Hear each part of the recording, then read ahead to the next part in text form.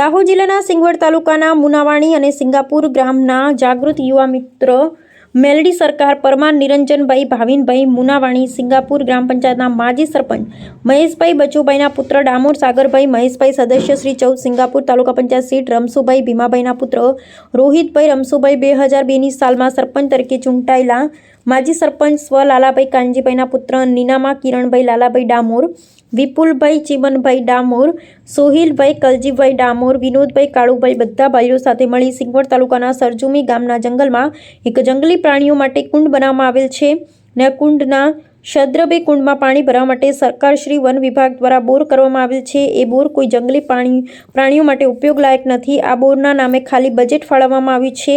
તો અમારી સરકારશ્રીને એવી માંગ છે કે શારીરિક રીતે વ્યવસ્થા કરો જેથી ગ્રામજનોને બી ઉપયોગ લાયક બને। આ તદ્દન ખોટું કાર્ય છે।